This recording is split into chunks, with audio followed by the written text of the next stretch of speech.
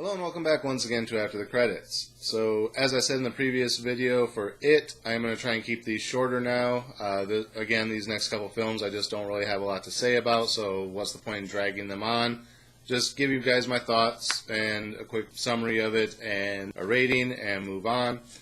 So today we're talking about Home Again, starring the lovely Reese Witherspoon, who never seems to age. I don't know how old she actually is now, but she still looks exactly the same as when she was doing Legally Blonde like 30 years ago or whatever it was. Actually, I was a teenager when that came out, so... Actually, what year did that come out? I don't know. Anyway, what is Home Again about? Home Again is about a woman who is separated from her husband and moves back home to her father's house, who had passed away. Her father was kind of a big deal in the film industry from back in the day. Made a lot of memorable films that people still talk about, blah, blah, blah. She moves back home just trying to have a fresh start for her life, her kids. She's still married to her husband, but they're legally separated, and he lives in another state because he's a big record producer. And throughout the course of the film, she asks him a couple times to, move there and be with them, and maybe they can reconcile.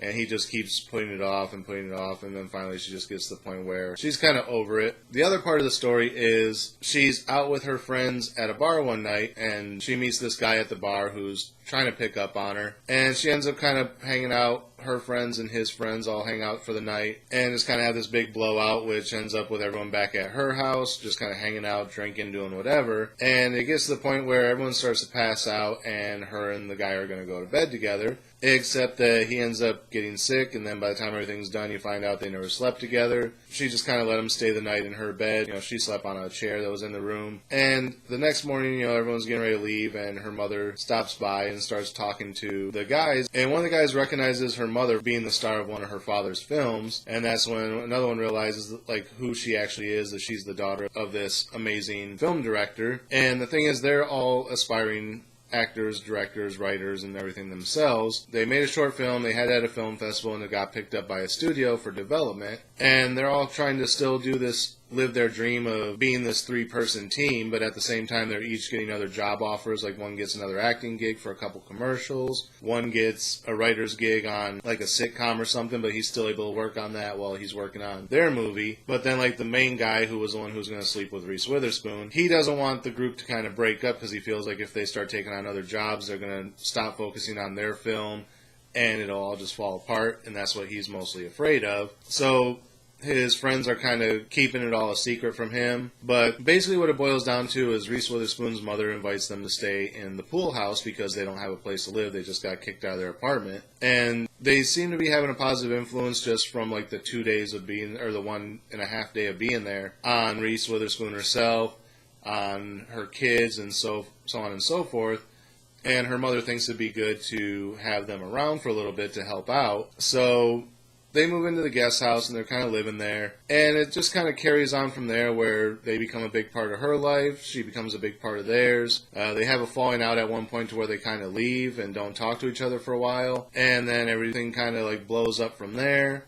And then there's the reconciliation, where everyone gets back together, realizes they all missed each other, and it just kind of comes back together. But there are some changes, so it's that whole growing and changing but still remaining friends type of thing that goes on in the movie. But I don't want to give much more detail than that. I actually ended up liking this movie a lot more than I thought I would. When it first came out, I had no interest in seeing it. Then I caught a couple minutes of it while I was at work one day. And I was like, that looks like it could be interesting, but I don't know if I want to watch it for review. It might be something I watch later on down the road, just to see what it was about. And then around the time that I was going to go watch something else, I was like, well, this is playing first, let me go ahead and watch this. So I went and watched it and ended up enjoying it, probably about what I thought I was going to based on the little bit that I saw of it. But at the same time, had I hesitated, I might not have enjoyed it as much, because time would have passed and I would have got hesitant to watch it, and it kind of would have just faded into the background at some point. But I'm kind of glad I watched it. If you're any form of an inspiring filmmaker or student of film, it doesn't really teach a whole lot, but just the aspect of these people's lives is a little interesting from that aspect. So if you're into that kind of stuff, you might enjoy it. Overall, it's just a fun, somewhat family-friendly film. And, if you're into just the lighthearted, dramatic comedy type of movies, you'll probably enjoy it. So what would I give as far as a star rating? I'd probably give this one a solid 3.5. Not quite a 4, because like I said, it was a movie I almost didn't go see, but other than I watched a couple minutes of it while I was at work that day. The one story in it kind of intrigued me enough to go watch the rest of it, and the way it all tied together worked. So yeah, it doesn't quite deserve a 4, but I'm still glad I watched it, and I'd still recommend it if you like those types of films. So it gets a 3.5 for me. So that's it for this episode. Again, as always, thank you guys for watching. Remember to like, comment, subscribe, share the video. The links are down in the description. Click the bell next to the subscribe button so you get notifications every time I post new content. And until next time, we'll see you after the credits.